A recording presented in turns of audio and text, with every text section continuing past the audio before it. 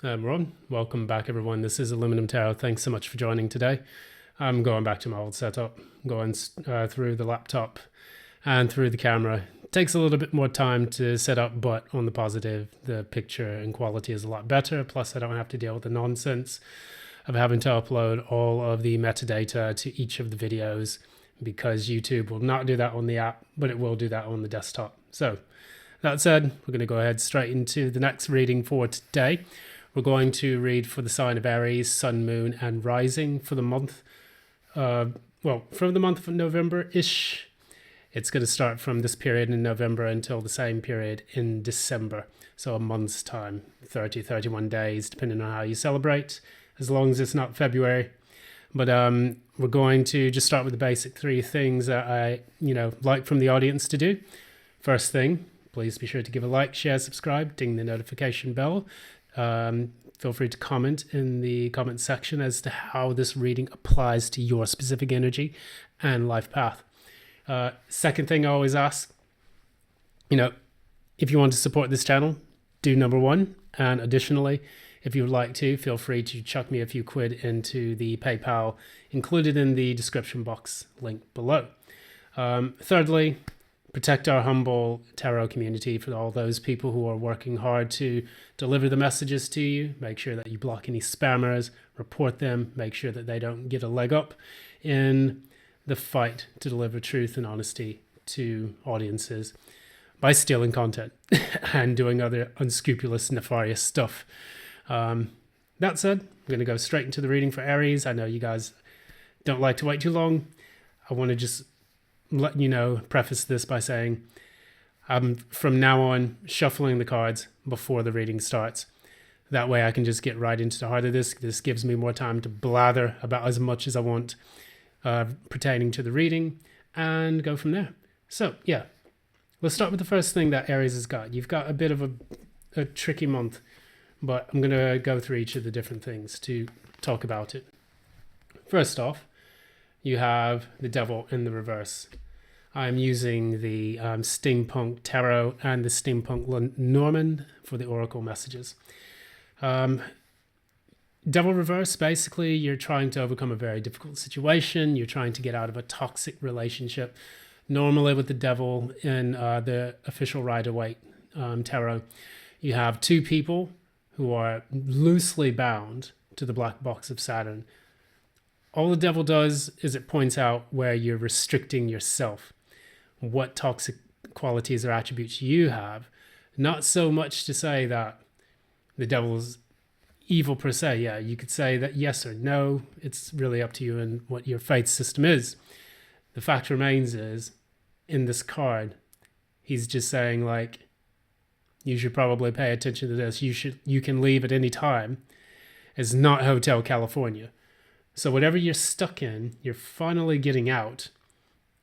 And the thing is that it's challenging at this particular moment for you to get your sense of happiness back. We have the 10 of Cups as the challenge for this. So very difficult relationship you just gotten out of.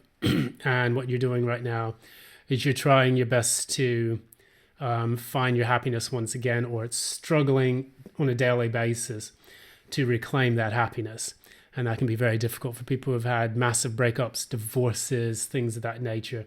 Maybe you've disconnected from a workplace scenario, and that has become a bit testing and trying. But, fact remains is that once we extricate ourselves from something that we've had a very toxic relationship to, it's important for us to now look into the matter and find ways to reclaim our joy, our sense of equilibrium, our happiness, and all of that.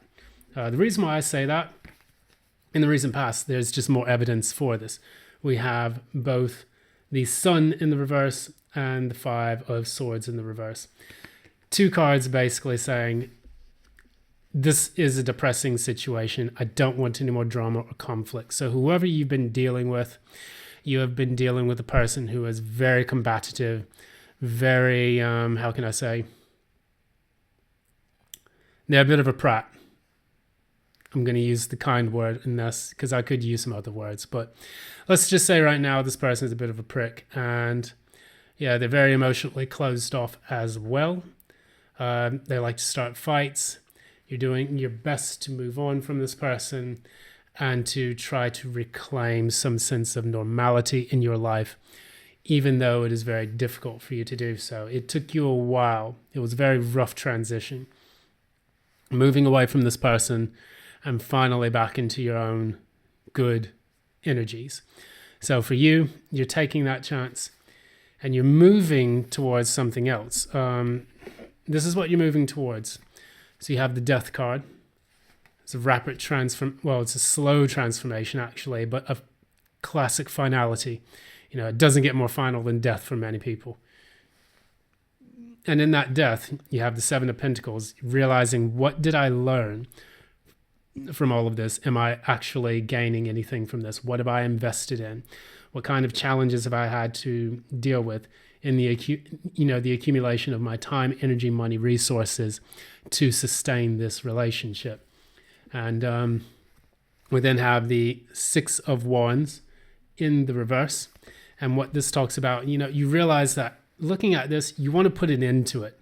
It's final, because you realize that the energy that you've invested into this, all of your resources, your value, your sense of self-worth even, you realize that you've invested into a failed project. And if I'm getting that word project, because whatever it is that you were involved in felt like a project. I can fix her. I can save her, something like that. And we don't want to play that game where we try to become the savior of someone else. That almost always leads to failure, because that person is looking to you for that external validation in which they can make themselves feel better by projecting their problems onto you or trauma dumping onto you. So if you've dealt with a vulnerable narcissist or a person who is codependent, this is probably your reading. I don't know. That's the energy I'm getting from this entire thing. And what I'm seeing now, there's so many cards that, that evidence this entire situation. At the very core of your nature, you have the Ten of Swords. So again, another card of being dead, done, and over with. This is a situation, a scenario, a part of your life in which you are bringing an absolute cessation of activity to, in which you can finally move on from the heartache, the difficulties, the pain, the trauma, the torture that this has put you through, because this is a sense of betrayal. What you have experienced is a betrayal, because that's what the Ten of Swords talks about. And you have the Nine of Wands in the reverse, clarifying that. And what it's saying to you, I'll put it back this way. What it's saying to you is that, this has gone as far as it can go. With the Nine of Wands, it tells you to keep going. But with the Nine of Wands in the reverse, it's like, fuck this, I'm giving up. I'm not about to put up with this anymore. I have to get out of this. I have to remove myself from this toxic cesspit that I've been involved in and find some sense of balance and harmony. The reason why I say that as well is because what you consciously know of the situation and the scenario is that you are trying to do that.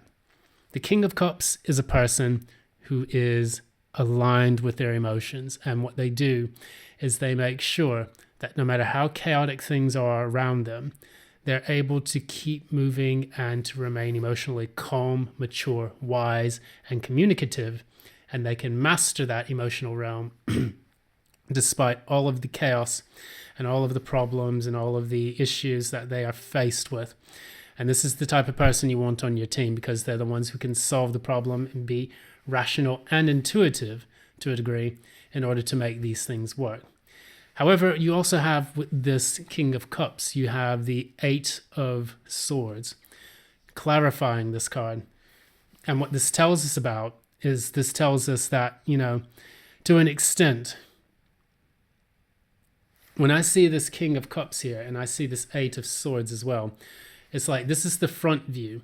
This is what people see of you. You are emotionally grounding yourself, but what you see ahead is chaos and confusion. You don't know where this is going to go. You don't know exactly how you're going to navigate this, but you're going to do your best and you are just cutting through the fog with those 8 swords. Normally the 8 of swords in the previous Rider-Waite decks and Marseille deck, they have a person who is bound to whatever it is that they're dealing with, and it's self-imposed. However, with this 8 of swords, I feel like it's a bit different. What it tells us more about, if you look at the picture here, if I can get it to focus, you see this person is navigating through a very foggy, terrain, or actually trying to pierce through the clouds above the sky. And it's difficult for him to see, but I get almost more like moon energy in this sense. The moon here is not full, it is crescent, and it's just like at the very, very initial stages of, of illumination. So what I want to say about this is that this is a time in which you're trying to get yourself grounded and intuitive, so that way you can navigate through navigate through this system and this difficulty and pierce the veil of whatever problems that you face with this person. This to me feels like a divorce card. However, what it also insinuates to me is a person, whatever you're getting out of, job, career, relationship, family issue, whatever. This is an algorithm. This applies directly to whatever is taking place in your life, and that's for you to determine and to decide. You are trying to now navigate with confidence and with a bit of maturity in order to get out of that situation. Now, what we see here at the end of this is we have the outcome of this, which is very positive. Out of all the bullshit that you've had to deal with here, you now have to deal with the Lovers and the Ace of Wands, which is great. This is a great ending to this reading. And what it tells me is that you are consciously deciding to have a new start, a fresh start, not a reconciliation, not, let's work this out, not, come on, man, I can save her or I can save him type thing, where you're staying, tied and bound to those unhealthy attachments. But what you're doing now is you're saying to yourself, leave all the rest behind. This is fire, and this is the ace. This is the first ace of the tarot deck. Time for me to have a new beginning. Let's get out of all of this, start fresh, completely fresh and anew. And there's going to be a sense of vibrancy to this once you're out of this situation. Whether you finally finished, the divorce papers, you paid that severance to, whoever that you've been with. And now you're saying, okay, I get a chance to live my life the way I want to live it. And this is great because this gives me the chance to feel whole, alive, fresh, revitalized, and more importantly, you get to travel. So your Oracle deck message here is the ship. This is number 3. Number 3 is all about expansion, moving forward. This is a Sagittarius number. I'm born on the 3rd of a month, so I have, Jupiter in that sense. It is ruled by Jupiter, and that is a Sagittarius planet. Additionally, it can be a Neptunian planet because not so much in numerology, but if you look at Jupiter was the old ruler of Pisces. So it was almost like expansion, the sea, and all of that. And of course, we do have the sea here as well. So with all of those cards that we have here pertaining to ships, you're setting sail for a new life. That could be what we title this. But what we notice here is that in this reading, this is about traveling, going abroad, finding a way for you to gain reflection and a sense of understanding of all of the things that you've gone through, to process everything so that way that you can work through the trauma instead of being a victim to it. And whoever you were dealing with in the past definitely played the victim in many ways. And you knew that this was not going to be able to continue on as it had. So, with that said, you're setting off, you're having a travel, you're having a bit of a think. You may even be moving to a completely new location because that's what the ship can entail as well. That normally is an overseas location as well. Because in this, we have the ship, of course. Normally air travel would be like, hey, let's go on holiday. But the ship is normally like, I'm taking all of my stuff with me. And it's time to start anew. But if it's a holiday, great. That's great too. You could be taking a cruise. Who knows? It's up to you and your wallet and your life. So I'm going to leave it there. I think that's the message here. Generally what we're looking at is a situation where you are leaving behind something it's time to move away from. And you're gaining a fresh sense of perspective. So that way you can emotionally ground yourself, find a mature understanding of everything that you've gone through so that you don't carry the burden with you, which is the burden that you have left here. And the nine of wands in the reverse, and the 10 of swords. Yeah, 10 of swords here in the upright. And so that way you can reclaim your happiness, because this 10 of cups here has a ship on it as well. And we talk about setting sail to reach and achieve your happiness, finding it, searching it, navigating, using your compass, and going from there. So anyways, that's going to be it. I'm going to wrap it up for today. Thanks so much. This has been Aluminum Tarot. If you like what you see here, follow the 3 rules. Number 1, please be sure to give a like, share, subscribe. Ding that notification bell so you don't miss any updates from future postings. And number 2, follow number 1. And if you want to do a little bit more, please chuck a few quid into that PayPal link below. Furthermore, block all the spammers, the scammers, the scalawags that are on the high seas of the internet. And that's going to be it for today. Thank you so much. I really appreciate your time, energy, and attention to this reading. Until next time, love and light. Have a good day.